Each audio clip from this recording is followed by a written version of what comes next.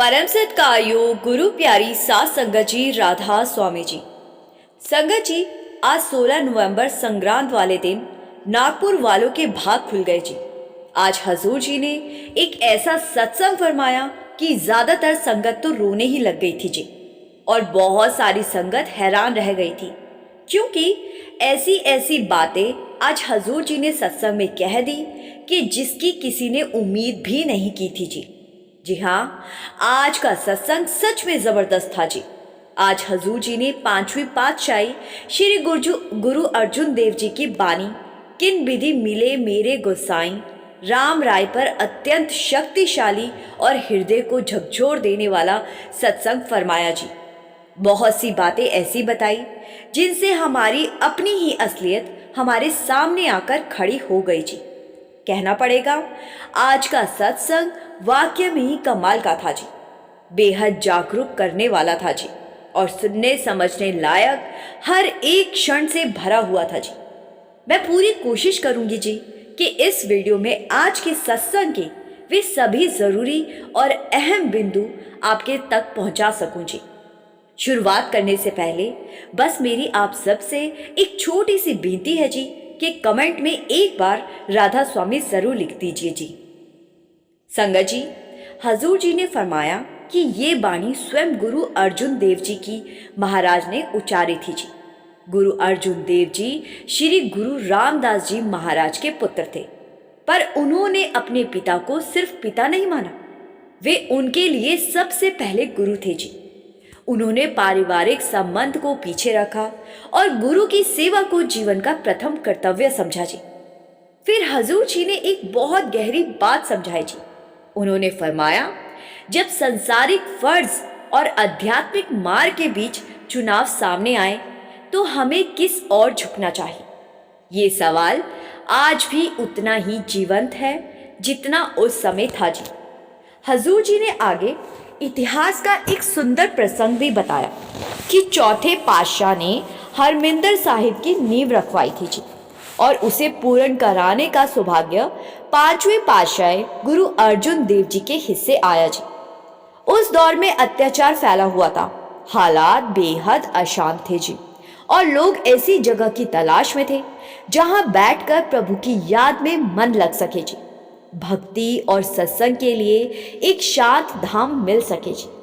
इन्हीं परिस्थितियों को देखते हुए गुरु अर्जुन देव जी ने हरमिंदर साहिब का रूप खड़ा करवाया जी, जो आज भी प्रेम, शांति और समानता की मिसाल बनकर खड़ा है जी। इसके बाद हजूर जी ने संतों की असली पहचान बताई। संत कभी भेदभाव नहीं करते। पांचवें पातशाही ने अपने समय के संतों, महापुरुषों और भक्तों की बानी को संजोते समय न जाति देखी, न धर्म, न पद प्रतिष्ठा। जहां कहीं भी सच्चाई की खुशबू मिली, जहां इंसानियत की रोशनी झलकी, उसे श्री गुरु ग्रंथ साहिब में स्थान दिया गया जी।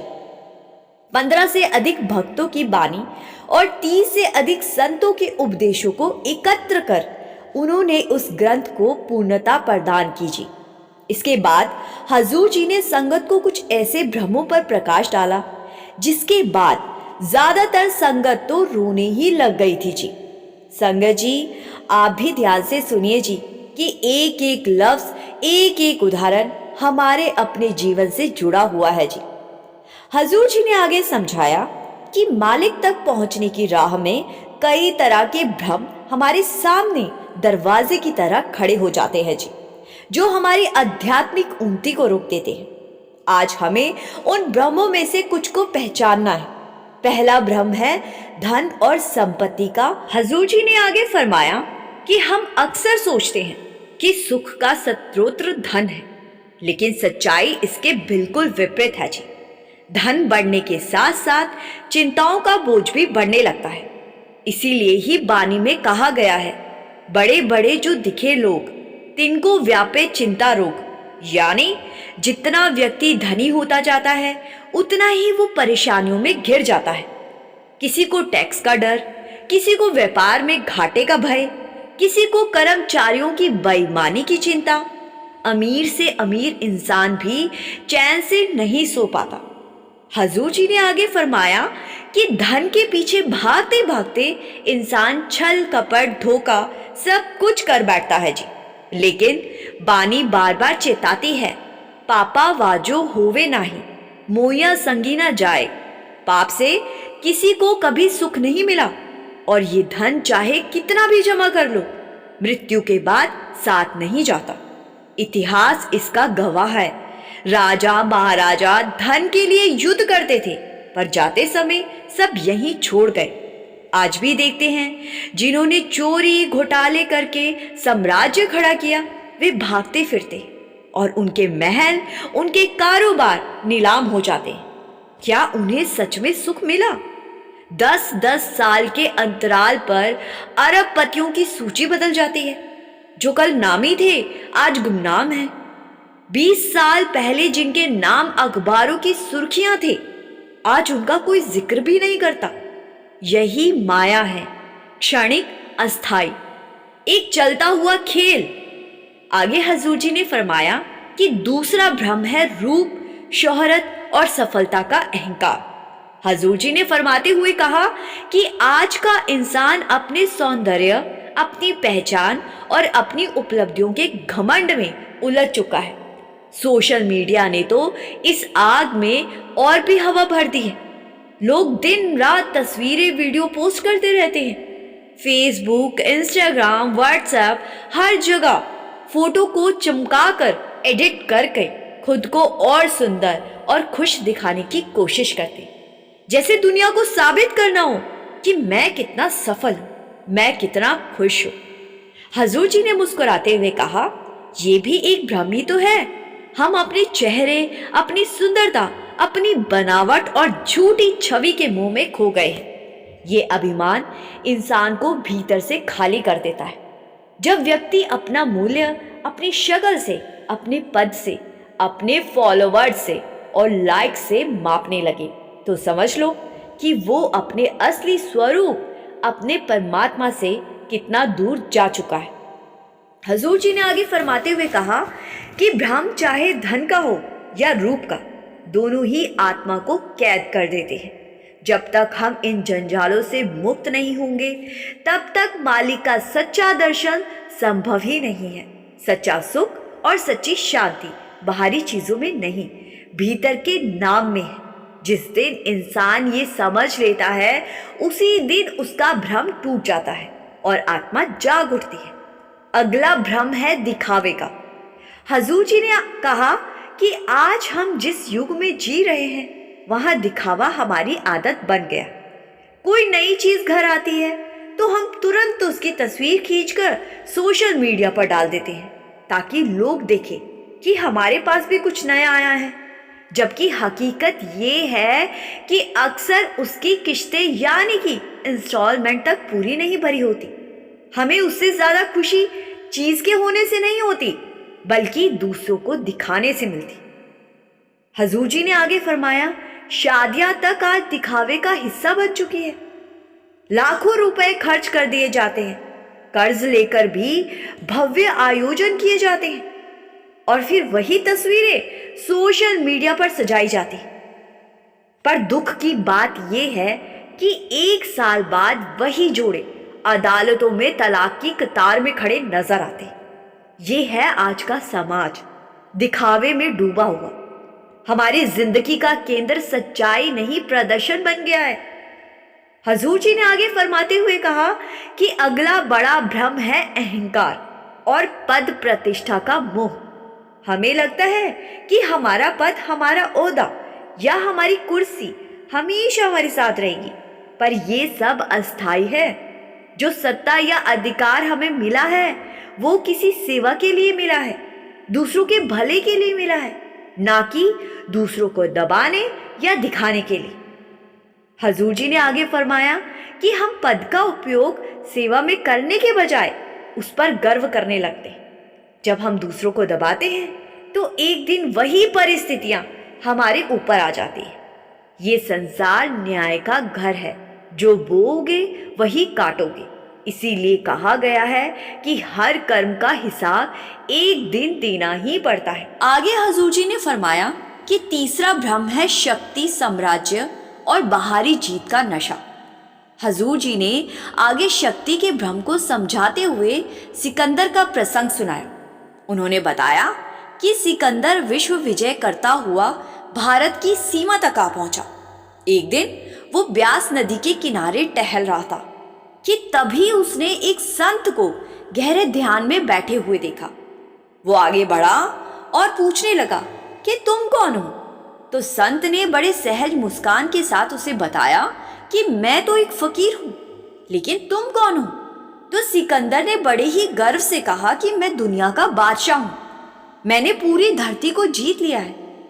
तो संत ने शांत स्वर में पूछा, और अब आगे क्या करने का इरादा है? तो सिकंदर बोला कि अब घर लौटूंगा और आराम करूंगा। तो संत ये सुनकर हंस पड़े और कहने लगे कि जिस आराम की तलाश में तुमने इतनी लड़ाइयां लड़ी, इतने लोगों को मौत के घाट उतार दिया, वही सुकून मैं बिना किसी को नुकसान पहुंचाए मैं यहीं बैठकर पा रहा हूं। हजूर जी ने कहा कि देखो, बात नजरिए की है। जिसने भीतर की शांति को पा लिया उसके लिए जीतने को कुछ बचता ही नहीं है, लेकिन जो बाहर की दुनिया फतेह करने के पीछे भाग रहा है उसका अपना मन ही कभी शांत नहीं होता। फिर हजूर जी ने आगे बताया कि जब सिकंदर गंभीर रूप से बीमार पड़ा तो उसने सारी दुनिया को घोषणा कर दी कि जो भी उसे ठीक कर देगा उसे आधा साम्राज्य दे देगा। पर जब मृत्यु की घड़ी आई तो ना उसका साम्राज्य काम आया, ना उसके सेनापति, ना धन। अंत में हर कोई अकेला ही जाता है। हजूर जी ने आगे फरमाते हुए कहा कि तभी तो बानी कहती है, तपो राज राजो नरक। पहले पहल तो सत्ता और रूप सुख जैसा लगता है, लेकिन अतः वही मनुष्य को नरक की ओर धकेल देता है, क्योंकि राज में सेवा भूल जाती है और इंद्रियों का खेल शुरू हो जाता है। हजूर जी ने आगे फरमाया, उन्होंने कहा कि चौथा भ्रम तो सबसे बड़ा भ्रम है और हर इंसान के अंदर ये भ्रम है मौत को दूर समझने का भ्रम। इसके बाद हजूर जी का स्वर गंभीर हो गया। उन्होंने कहा, हम अक्सर ये मान लेते हैं कि मौत अभी बहुत दूर है, हमें तो जीवन खूब पड़ा है, जबकि सच ये है कि हर घंटे हर पल दुनिया के किसी ना किसी हिस्से में असंख्य लोग इस संसार को अलविदा कह रहे होते हैं। घर से बाहर निकलो, अखबार खोल कर देखो, कहीं अंतिम संस्कार का जुलूस दिखाई देगा, कहीं स्मृति सभा का नोटिस। ये लगातार याद दिलाता है कि मौत किसी से पूछकर नहीं आती और ना ही ये किसी की उम्र देखकर आती। हजूर जी ने आगे फरमाया कि हम इस दुनिया में इतनी गलतियां करते जा रहे हैं, इतनी गलतियां करते जा रहे हैं, इतने अंधे हो गए हैं कि अब प्रकृति खुद हमें चेतावनी दे रही है। कभी बाढ़, कभी भूकंप, कभी महामारी के रूप में ये संकेत है कि हम अपनी राह से भटक गए। हजूर जी ने आगे दुख भरे स्वर में कहा कि पहले जब किसी की मृत्यु होती थी तो हमें भीतर से झटका लगता था। हम सोचते थे वो भी चला गया, एक दिन हमें भी जाना है। पर आज हमारे मन इतने कठोर हो चुके हैं कि किसी की अर्थी देखकर भी कुछ महसूस नहीं होता। हम मृत शरीर को देखते हैं, लेकिन उस दृश्य से कोई सीख नहीं लेते। हजूर जी ने आगे फरमाते हुए कहा कि अब हम हर साल अपने प्रियजनों की बरसी करते, लेकिन वो भी दिखावे का साधन बन चुकी है। घरों में इतने भव्य आयोजन होते हैं कि कोई राहगीर ये समझ नहीं पाता कि यहाँ शोक सभा हो रही है या शादी का उत्सव। वीआईपी लोगों को बुलाया जाता है, सजावट और खाना होता है, और हम सोचते हैं कि ये श्रद्धांजलि है या कोई पार्टी चल रही है। हजूर जी ने आगे बहुत ही सख्त लफ्जों में कहा कि हमने अपने पूर्वजों की याद को भी दिखावे का माध्यम बना दिया है। हमारे पुरखे हमें सादगी और विनम्रता सिखाकर गए थे, लेकिन हम दिखावे की चमक में खो गए। ये आत्मिक पतन का संकेत है। फिर हजूर जी ने महाराज जी की एक शिक्षा याद दिलाई। हजूर जी ने फरमाते हुए कहा कि महाराज जी कहा करते थे आदमी को ये भी नहीं पता कि उसकी गाड़ी का दरवाजा खुलने से पहले या पहला निवाला मुंह में जाने से पहले मृत्यु आ सकती है, और आदमी सालों बाद की प्लानिंग आज ही करके बैठ जाता है, जैसे इंसान कभी जाएगा ही नहीं।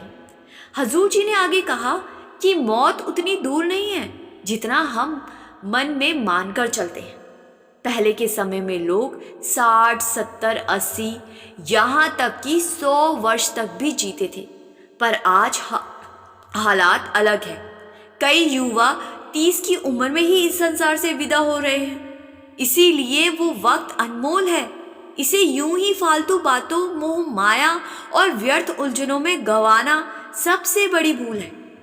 इसके बाद हजूर जी ने फरमाया कि 5वां भ्रम है मैं और मेरी का। मैं और मेरी का अहंकार, सोच सब कुछ मैं करता हूँ, मेरे बस में है, मेरी वजह से सब हो रहा है। हजूर जी ने कहा यही इंसान की सबसे बड़ी गलतफहमी है। फिर उन्होंने आगे बानी का उदाहरण दिया जी, सब कुछ हुक्मी आवदा, सब कुछ हुक्मी जाए, जेको मूर्ख आपे जाने, अंधा अंध कमाए। हजूर जी ने इसका भाव समझाते हुए कहा कि जो व्यक्ति ये मान लेता है कि संसार की सारी डोरियां उसी के हाथ में है, वो वास्तव में अज्ञान के अंधेरे में भटक रहा है। हजूर जी ने आगे फरमाते हुए कहा, क्या हमारा जन्म हमारे हाथ में था?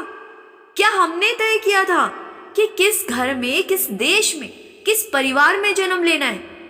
हजूर जी ने आगे फरमाया कि हम ये नहीं चुन सकते कि हमारे माँ बाप कौन होंगे, भाई बहन कौन होंगे, हमारे शिक्षक कौन बने, या जीवन के रास्ते में कौन लोग हमें मिलेंगे, यहाँ तक कि कार्यस्थल पर किस तरह के लोग मिलेंगे, ये भी हमारे बस में नहीं है।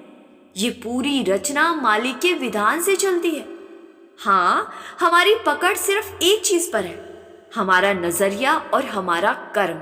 हम कैसा व्यवहार करते हैं, कौन सा मार्ग चुनते हैं, किस तरह परिस्थितियों का सामना करते हैं, यही हमारे चुनाव है।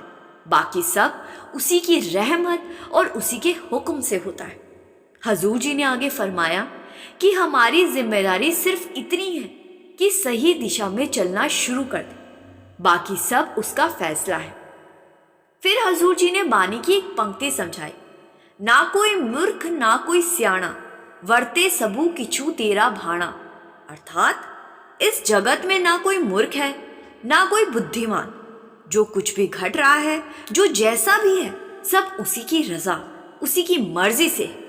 हजूर जी ने आगे फरमाया कि हमारा लक्ष्य यही होना चाहिए कि हम अहंकार के गहरे से बाहर आकर उसकी रजा में जीना सीखें।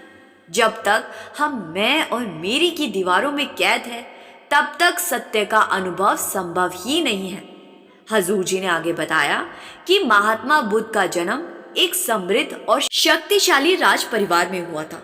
उनके माता पिता चाहते थे कि उनका बेटा दुख दर्द किसी भी दृश्य से दूर रहे, सिर्फ ऐश्वर्य और सुख में पले बढ़े और आगे चलकर राजपाट संभाले। पर एक दिन जब बुद्ध पहली बार महल के बाहर निकले तो उन्होंने एक वृद्ध व्यक्ति को देखा जिसका शरीर झुका हुआ था, चाल डगमगा रही थी। पहली बार उन्हें एहसास हुआ कि युवा शरीर हमेशा युवा नहीं रहता, समय सबको बूढ़ा कर देता है। ये दृश्य उन्हें भीतर तक हिला गया। दूसरी बार वो बाहर निकले तो उनकी नजर एक शव यात्रा पर पड़ गई। वहां उन्हें पहली बार मृत्यु का कठोर सत्य समझ आया, जो आया है उसे एक दिन जाना ही है। और जब तीसरी बार बाहर गए तो उन्होंने एक बीमार व्यक्ति को देखा जो दर्द से तड़प रहा था। तब उन्हें समझ आया कि जीवन सिर्फ सुखों से नहीं बना, ये लगातार बदलते हुए दुख सुख का अस्थायी खेल है। इन तीनों अनुभव ने उनके भीतर प्रश्नों की ऐसी आग जला दी कि उन्होंने सिंहासन, वैभव सब कुछ त्याग दिया और सत्य की खोज में निकल पड़े। यही ठोकरें और यही अनुभव उन्हें जागृति की ओर ले गए। फिर हजूर जी ने बानी की पंक्ति का भाव समझाते हुए कहा, अंतर अलग न जाए लखिया विच हो में पर्दा पाई, यानी परमात्मा भीतर ही है, पर उसे देख नहीं पाते क्योंकि बीच में अहंकार का पर्दा खड़ा है। आगे हजूर जी ने फरमाया, बड़े प्रेम और सहजता से समझाया कि सच्चे संत या महात्मा कभी भी किसी का धर्म मजहब बदलने नहीं आते। उनका उद्देश्य किसी के विश्वास को तोड़ना नहीं होता। उनका काम तो बस इतना है कि इंसान को इंसानियत के रास्ते पर वापस ले आए। वे हमें याद दिलाते हैं कि इस पूरी सृष्टि का मालिक एक ही है, वही परम सत्ता इस सृष्टि को चला रहा है। इसीलिए जब बात अध्यात्म की हो तो हमें धर्म, जाति और भेदभावों की दीवारों से ऊपर उठकर उसी एक मालिक पर ध्यान लगाना चाहिए। हजूर जी ने आगे फरमाया, जो ग्रंथ और पोथियां हमें मिली हैं वे सिर्फ शब्दों के ढेर नहीं हैं। उनमें उन संतों के अपने जीवन में कमाए हुए अनुभवों की महक बसती है। हर पन्ना उनकी साधना, उनके संघर्ष और उनके सत्य के साक्षात अनुभव से भरा होता है। लेकिन दुख की बात यह है कि हम इन ग्रंथों को पढ़ तो लेते हैं, सुन भी लेते हैं, पर उनमें कई बातों को अपने व्यवहार और जीवन में उतारने का प्रयास बहुत कम करते हैं। हजूर जी ने आगे समझाया एक उदाहरण के साथ। हजूर जी ने समझाया, स्कूल में जब हम साइंस पढ़ते हैं तो अध्यापक पहले सिद्धांत समझाते हैं, लेकिन असली यकीन तो तब आता है जब हम प्रयोगशाला में जाकर उसी सिद्धांत को प्रयोग करके सत्य होते देखते हैं। जब प्रयोग सफल हो जाता था तभी उस ज्ञान पर हमारा भरोसा मजबूत होता था। ठीक यही नियम अध्यात्मक में भी लागू होता है। सिर्फ बातें सुन लेना, चर्चा कर लेना या जानकारी पढ़ लेना ये पर्याप्त नहीं होता। यहाँ भी असल जरूरत है अभ्यास की, कर्म की। बिना अभ्यास के अनुभव नहीं आता और अनुभव के बिना विश्वास कभी पूरा नहीं होता। फिर हजूर जी ने आगे फरमाया कि जब हम इन पवित्र ग्रंथों को पढ़ते हैं तो वे हमें जीवन को सही ढंग से जीने की राह दिखाते हैं। पुराने समय के संतों को ही देख लो, कोई खेत में हल चलाता था, कोई सूत काटता था, कोई व्यापार करके अपनी रोजी कमाता था, लेकिन सबकी कमाई मेहनत और ईमानदारी की होती थी। वे सब हक हलाल की रोटी खाते थे और हर सांस में मालिक को याद रखते थे। हजूर जी ने मिसाल देते हुए बताया कि व्यास की परंपरा हमेशा कर्म और भक्ति के सुंदर संतुलन की मिसाल रही है। आगे हजूर जी ने प्रेम की परिभाषा को बहुत खुलकर समझाया। हजूर जी ने फरमाया, प्रेम किसको कहते हैं? क्या प्रेम सिर्फ बोलकर जताया जा सकता है? हजूर जी ने कहा कि प्रेम को लफ्जों में बयान नहीं कर सकते। प्रेम तो एक अवस्था है जिसको सिर्फ अनुभव किया जा सकता है। एक माँ से पूछो कि वो अपने बच्चे से कितना प्रेम करती है, तो माँ लफ्जों में उस प्रेम की गहराई कभी नहीं बोल पाएगी, क्योंकि उस प्रेम को एक माँ अनुभव ही कर सकती है, लफ्जों में बयान नहीं कर सकती। हजूर जी ने आगे समझाया, आज हम कह देते हैं हम अपने गुरु से प्रेम करते हैं, लेकिन क्या कह देने से प्रेम का अनुभव हो जाएगा? प्रेम समर्पण मांगता है। जब हम पूरी तरह से समर्पित हो जाएं और अंदर से मालिक से रिश्ता जोड़ ले और फिर जो अनुभव होता है उसको प्रेम कहते हैं। उस अनुभव को लफ्जों में बयान नहीं कर सकते। हजूर जी ने आगे फरमाते हुए समझाया कि फिलहाल हमारी पहचान सिर्फ इस शरीर के दायरे में बंधी हुई है। हम खुद को केवल एक देह के रूप में जान पाए हैं, लेकिन अध्यात्म का असली उद्देश्य इस देह भाव की सीमाओं से ऊपर उठना है। जब कोई बाबा जी से पूछता है कि ब्यास में आते ही दिल के भीतर एक अनोखा सुकून, एक अजीब सी शांति क्यों उतर आती है, तो बाबा जी बड़ी प्यारी मुस्कान के साथ कहते हैं कि बेटा, इसकी वजह यही प्रेम है। यहाँ कोई दिखावा नहीं है, कोई स्वार्थ नहीं है, कोई लेन देन नहीं है, बस प्रेम का निर्मल रिश्ता है। वही प्रेम भीतर उतरकर शांति के रूप में महसूस होता है। हजूर जी ने आगे फरमाते हुए कहा कि हमें शरीर की सीमाओं से ऊपर उठकर सोचना चाहिए। हमें भीतर की दुनिया को विस्तार देना चाहिए, हमें अपने दायरे को बड़ा करना चाहिए। उन्होंने आगे समझाया। स्वामी जी को याद करते हुए उन्हीं की एक बानी का उल्लेख करते हुए फरमाया कि स्वामी जी महाराज की बानी धाम अपने चलो भाई बहुत गहरे संकेत देती। ये बानी हमें याद दिलाती है कि हमारा स्थायी घर इस नश्वर संसार में नहीं है।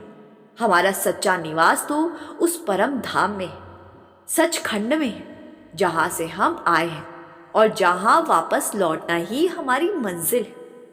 हजूर जी ने आगे फरमाते हुए कहा कि जैसे बच्चे पढ़ाई के लिए अलग अलग शहरों और स्कूलों में चले जाते हैं और बड़े होकर हम रोजगार के लिए दूर दराज जगहों पर बस जाते हैं, फिर जब छुट्टियां आती है तो सब अपने घर लौटने की इच्छा रखते हैं, क्योंकि घर वो जगह होती है जहां अपनापन है, जहां सुकून है और जहां हमारी असली पहचान बसती है। ठीक उसी तरह आत्मा भी इस माया जगत में अनेक जन्मों से भटकती फिरती है, लेकिन उसकी मंजिल, उसका सच्चा घर वही है जहां से वो निकली थी, यानी मालिक का घर। जैसे एक बूंद समुंदर से बिछड़ जाए तो फिर उसकी कोई हस्ती नहीं रह जाती, लेकिन वही बूंद जब वापस समुंदर में मिल जाती है तो समुंदर बन जाती है। हम चाहे जितना संसार में उलझ जाए, अंत हमें उसी घर लौटना है जो हमारा असली ठिकाना है। हमारी आत्मा परमात्मा का ही अंश है। यही हमारी इस यात्रा का उद्देश्य है कि लौटकर अपने स्त्रोत्र, अपने परम पिता तक पहुंचना।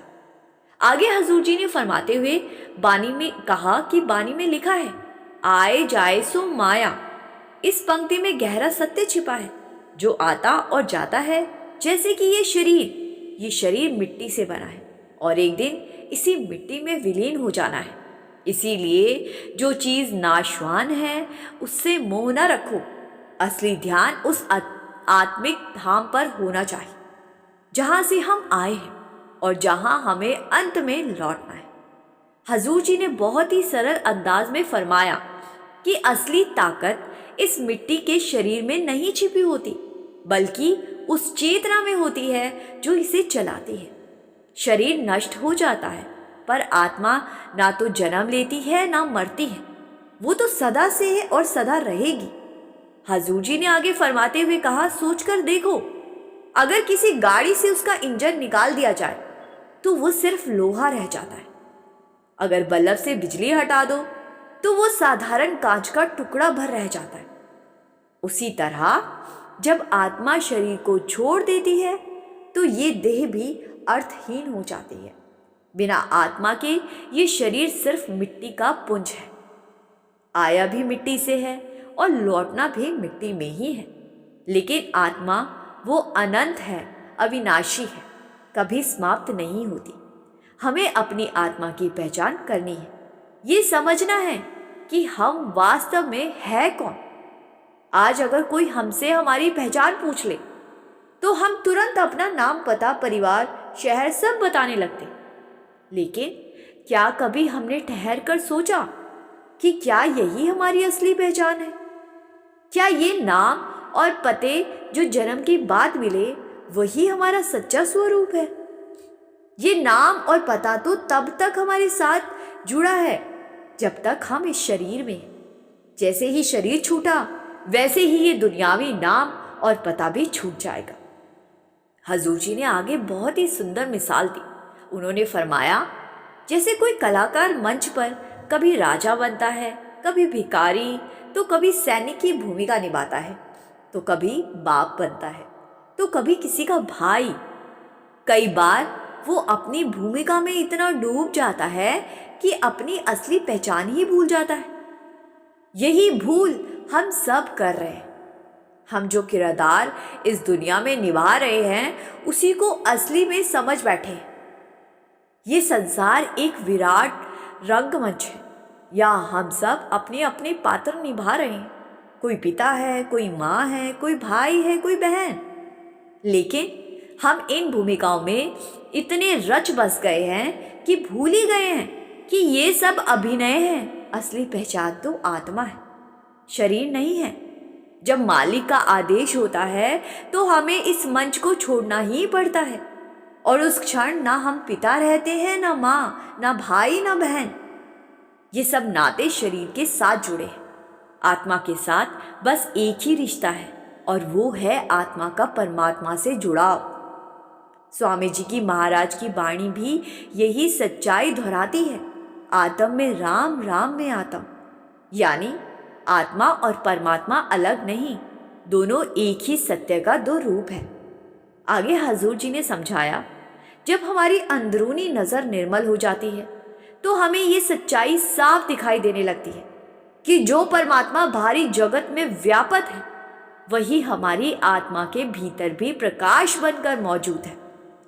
हजूर जी ने संत पलटू साहिब की वाणी का हवाला देते हुए फरमाया कि साहिब क्या करे, साहिब तेरे पास। ये शब्द हमें झकझोर कर याद दिलाते हैं कि मालिक कहीं दूर नहीं, वो तो हर क्षण हमारे अंदर ही बसा है। यही संदेश बाइबल में भी मिलता है कि we are the living temple of God, अर्थात हम स्वयं परमात्मा का जीवित मंदिर है। उसका असली निवास कोई दूर बना स्थान या भव्य इमारत या कोई जंगल पहाड़ नहीं है, बल्कि हमारा अपना अंतर रमन है। और गुरमत वाणी में भी ये सत्य स्पष्ट रूप से लिखा है, चौथे लोक बसे एक स्वामी, यानी परमात्मा का धाम चौथे लोक सचखंड में स्थित है। इसीलिए संत महात्मा हमेशा हमें धर्म, जाति और मजहब के भेदभावों से ऊपर उठाकर हमारे मूल स्वरूप की पहचान कराते कि हम असल में है कौन।